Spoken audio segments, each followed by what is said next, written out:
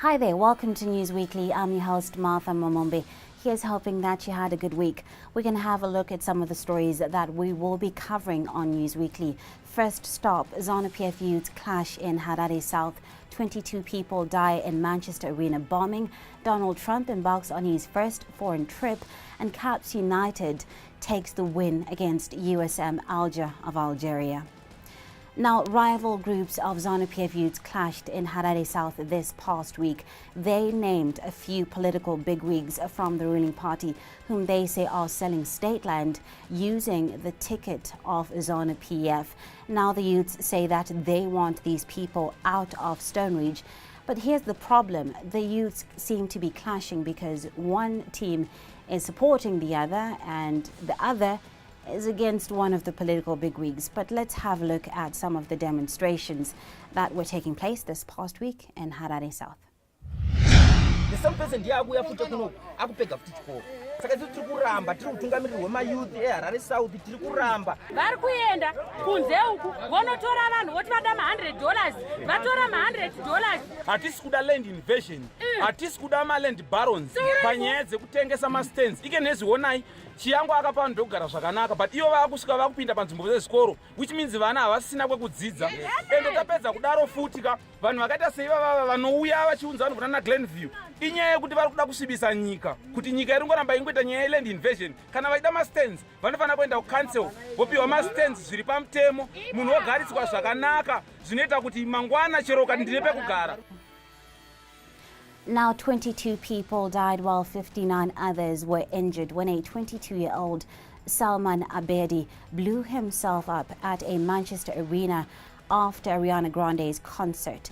Now, Ariana had just left the stage. Many people were devastated. Nations came together in solidarity with the United Kingdom. British Prime Minister Theresa May says this is the worst terror attack to hit the United Kingdom since 2005.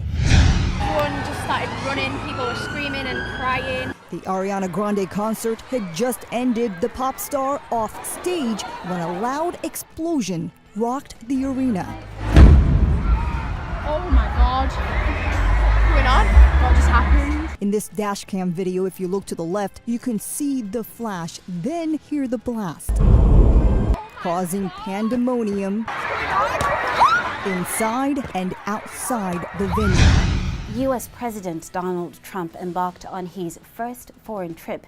He is set to go to a few countries across the world, and headlines seem to be in his favor. He has managed to stay away from controversy this time around, but his wife doesn't seem to want public affection, as she seems to be avoiding him touching her or holding her hand in public. Embarrassing, but let's have a look.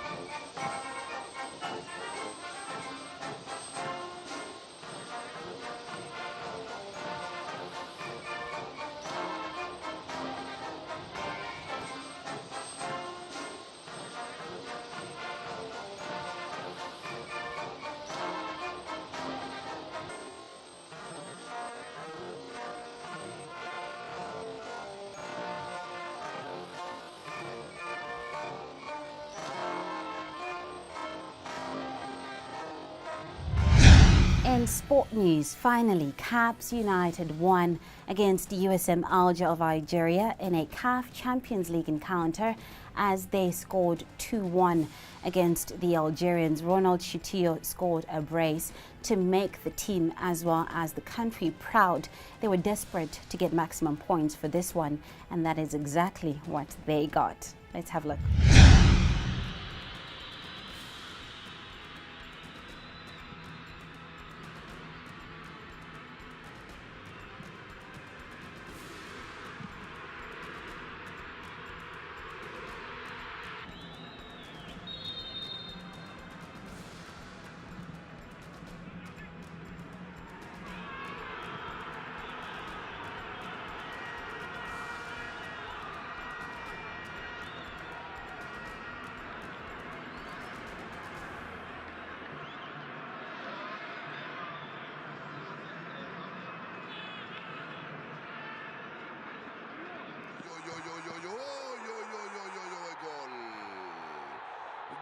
الثاني في العشر دقائق الأخيرة من عمر المباراة.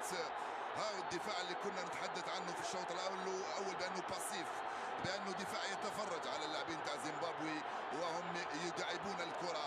هدف مباغت في الشوط. Now, one of the country's leading mobile telecommunications company, Net1, provided internet services to journalists at the National Sports Stadium who are covering the Caps United versus USM Alger CAF Champions League encounter. Now, Net1 recently launched a range of products including Wi-Fi, which was used at the National Sports Stadium. Wi-Fi allows up to 32 people to access internet services on one router and one SIM card.